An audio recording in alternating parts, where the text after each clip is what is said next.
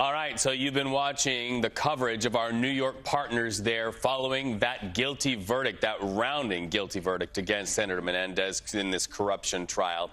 You know, we've been seeing what's happened relative to the criminal aspects of this, looking here at the indictment and going through all of that. But now part two is really going to be the political fallout. He is still in office. And in fact, today, there are fresh calls for him to step down. I want to show you this in real time. This is the first of what we expect will be a chorus of people sounding like Representative Andy Kim, Democrat out of New Jersey. He says this is a sad and somber day for New Jersey and our country. Our public servants should work for the people. And today we saw the people judge Senator Menendez as guilty and unfit to serve. Then underline and underscore this. I call on Senator Menendez to step down when these charges were first made public. Well, we go on to look at this, and now that he has been found guilty, I believe the only course of action for him is to resign his seat immediately. Representative Andy Kim, Democrat of New Jersey, who once worked shoulder to shoulder with this man in Congress, says the American people deserve better. All right, so let's talk about that political fallout more. Continuing the conversation, let's go to Nicole Killian. She is on Capitol Hill right now, and she's going to be talking about what the reaction is there on Capitol Hill.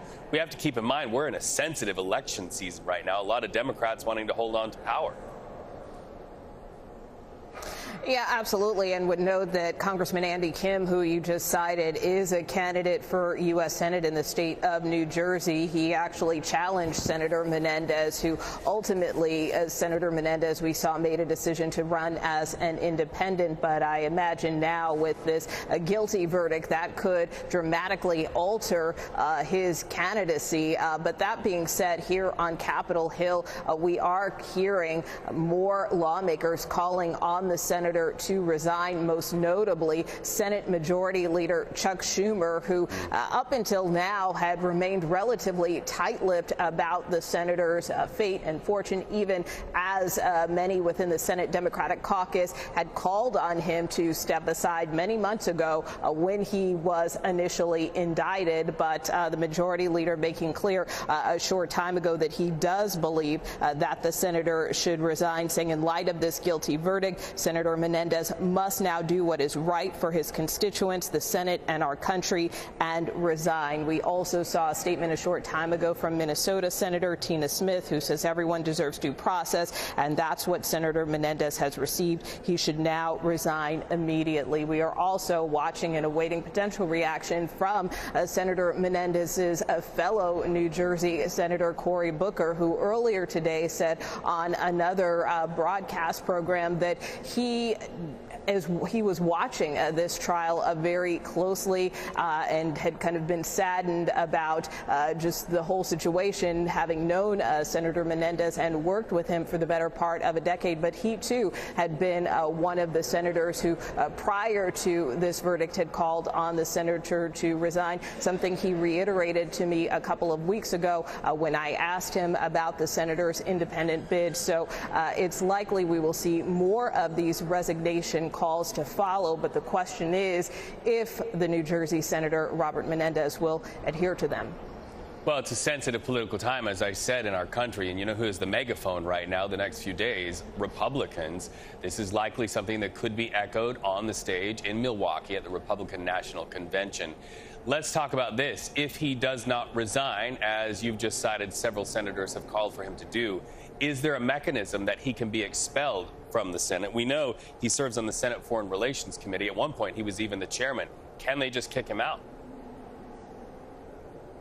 Oh, well, it's certainly possible, or at minimum, perhaps he could be censured. But, you know, I think, again, you know, many senators have been clear in their condemnation of the senator. As I said, you know, not long after he was indicted, nearly half of the Senate Democratic caucus called on Menendez to resign. And while the senator maintained his innocence, you know, he did not make any moves at this time. Again, whether or not this Menendez conviction changes the calculation remains to be seen, particularly if he chooses to appeal this decision. I would also note that it could impact the balance of power here in the Senate because, as you know, there is a 51-49 advantage in the U.S. Senate, with Democrats having just that one vote majority. So if for some reason Senator Menendez did decide to resign, then that kind of takes us back to only having 50 Democratic senators on board, which could again kind of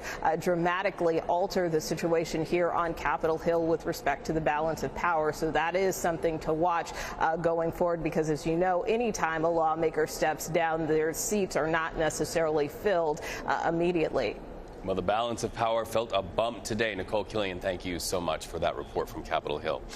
All right, CBS News legal contributor Jessica Levinson joins us now live. Okay, so at one point, the senator's defense team called this case rotten to the core.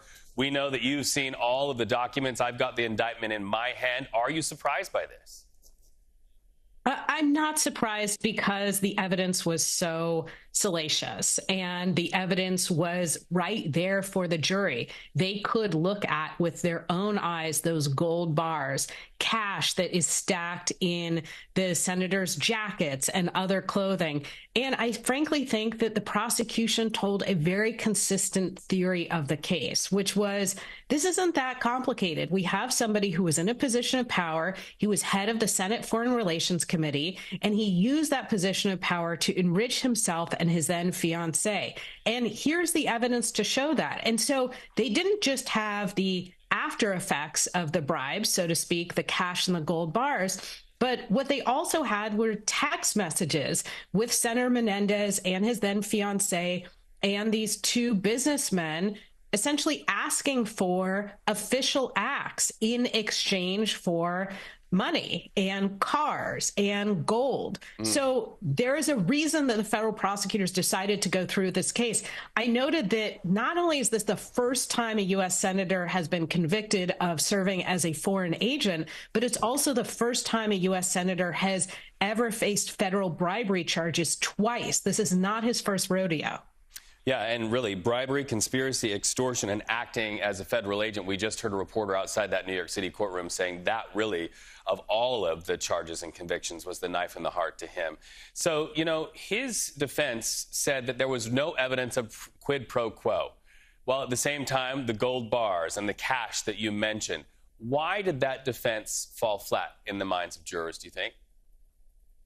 Well, I think because of the overwhelming evidence. Again, a lot of times what we see is our elected officials make a decision. Sometimes we see something like a campaign contribution or some other benefit that is received by that elected official. But it's very hard to draw a line connecting those two things. It's very hard to show what you need to show for bribery, which is a quid pro quo. In this case, it was, I think, a combination of the text messages, the overwhelming amount of gold and cash and the car.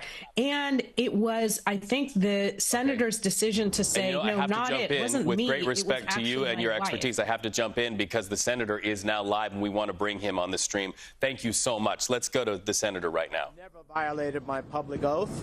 I have never been anything but a patriot of my country and for my country. I have never, ever been a foreign agent.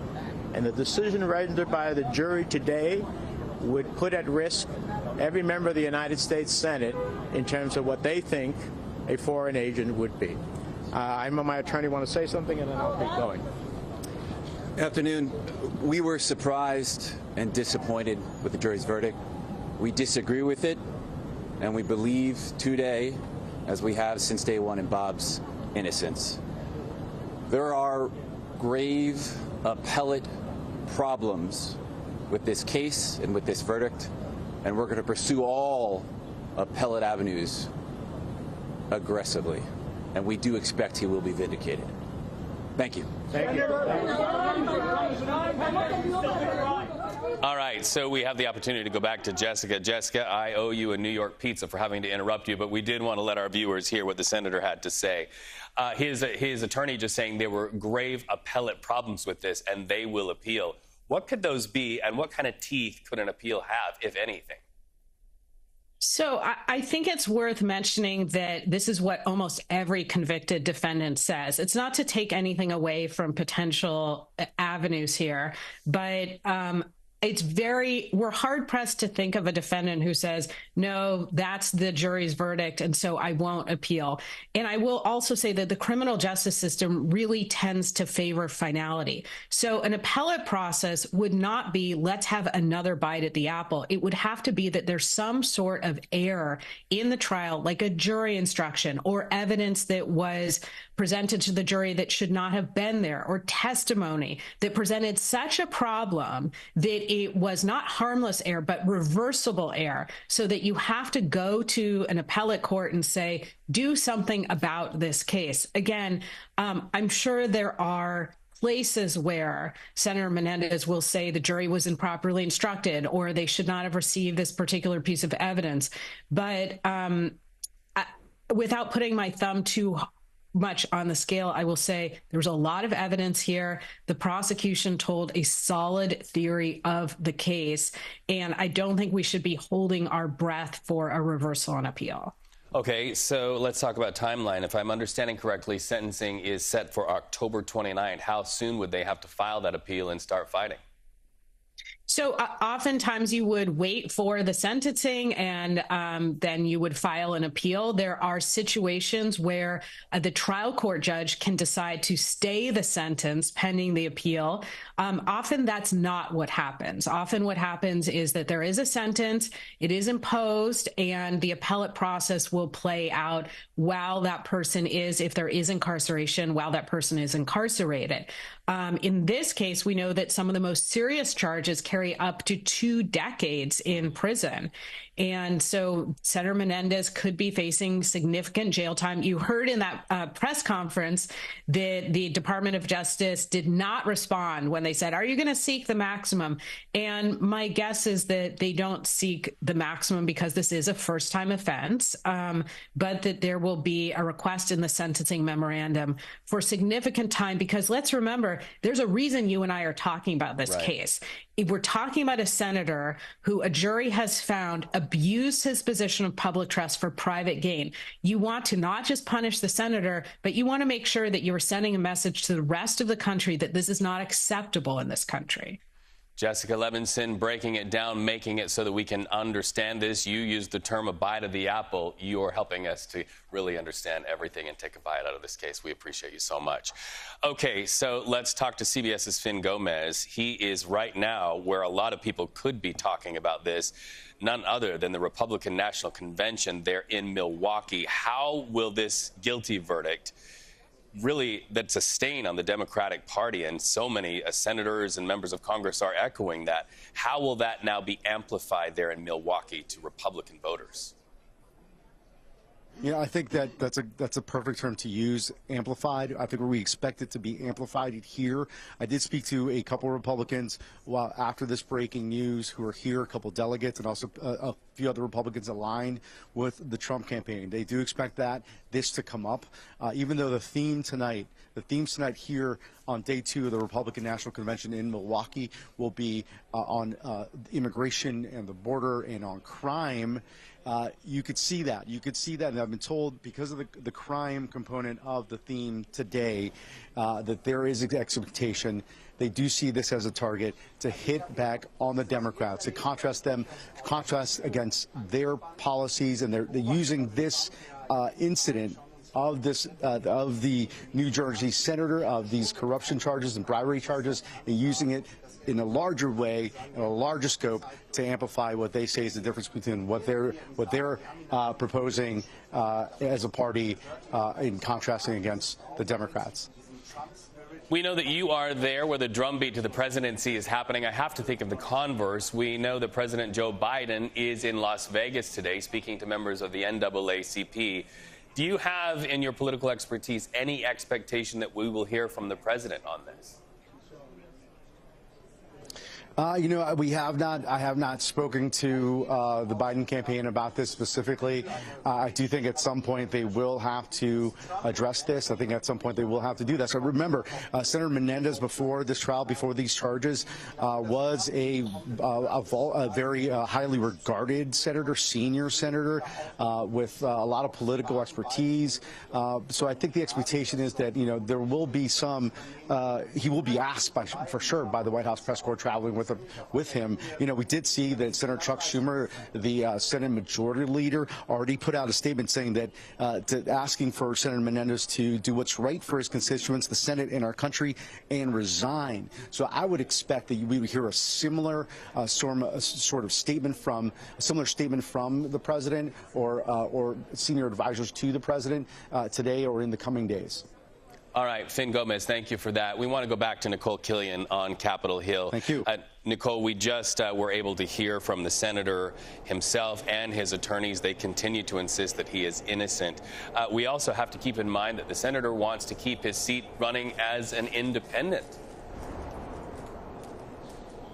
Well, look, we did just kind of piggyback on what Finn was saying, continue to see more calls on the senator to resign. The latest one coming from Minnesota Senator Amy Klobuchar, who is also part of the Rules Committee here in the Senate. And this is on top of not only Majority Leader Chuck Schumer, also Congressman Andy Kim of New Jersey, who is actually running for the Democratic nomination for the Senate seat in New Jersey. He was one of the first to challenge Senator Bob Menendez shortly after this indictment came forth last fall. But that being said, look, in terms of what the senator may do next, he, as you said, continued to maintain his innocence and said very clearly that I have never been a foreign agent, that he would put at risk anyone in the U.S. Senate if he were to have been one, although that is one of the charges that he was convicted of today. So again, we know that the senator has very staunchly defended himself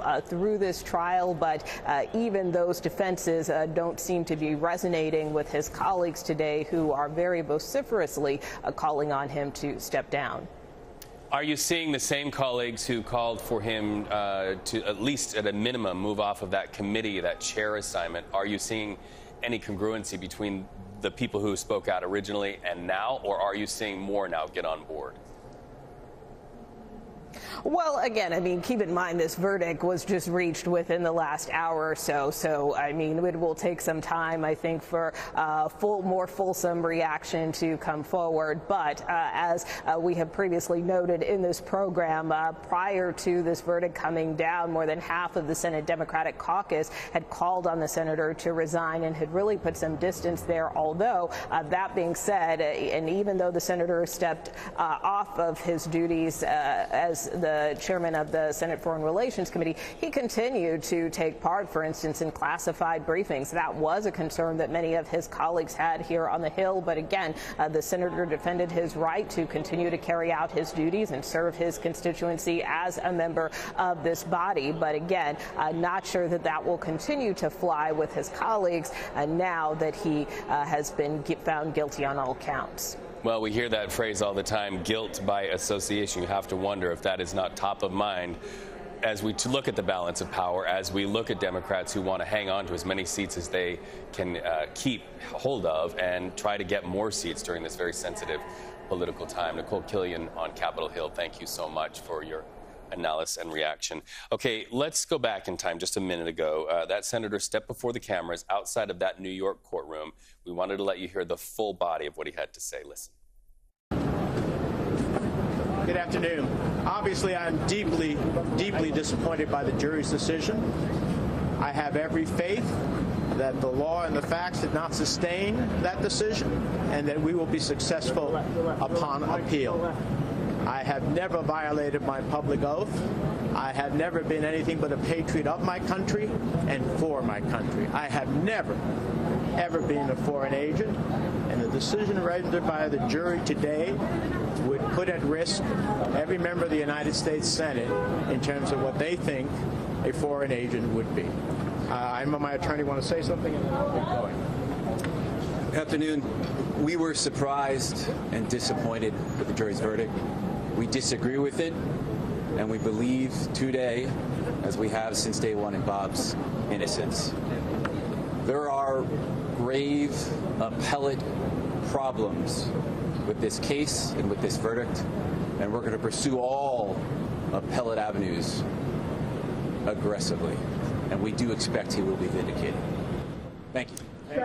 All right, so we were just talking to Nicole Killian on Capitol Hill. She had mentioned a growing chorus of leaders in Washington calling for the senator, now that he's been found guilty, to resign, not the least of which Senator Amy Klobuchar. But now we're starting to hear from others. This is a statement from New Jersey Governor Phil Murphy there on your screen. It's a little bit difficult to read, but he says, in part, today's verdict finding Senator Bob Menendez guilty on 16 counts demonstrates that the senator broke the law, violated the trust of his constituents, and betrayed his oath of office. It also shows that in America, everyone, no matter how powerful, is accountable to our laws.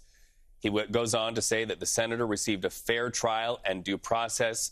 And then look at that last paragraph here. He says, I reiterate my call for Senator Menendez to resign immediately and being found guilty of endangering national security and the integrity of our criminal justice system. Also out of New Jersey, this statement we are seeing from a member of Congress here. This is from Representative Andy Kim, Democrat out of New Jersey. This is a sad and somber day for New Jersey and our country. Our public servants should work for the people. And today we saw the people judge Senator Menendez as guilty and unfit to serve. And again, that same line you're seeing now over and over. I call on Senator Menendez to step down. Now that he's been found guilty, I believe the only course of action for him is to resign his seat immediately. He goes on to say the people of New Jersey deserve better. So just two reactions in just 2 minutes that we've been able to bring you, and certainly more as our correspondents on Capitol Hill have been able to bring. Once again, we're watching the fallout of this guilty verdict in the corruption case against Senator Menendez. We'll also be covering the reaction from Milwaukee and Wisconsin. That's it for us, CBS News 24/7.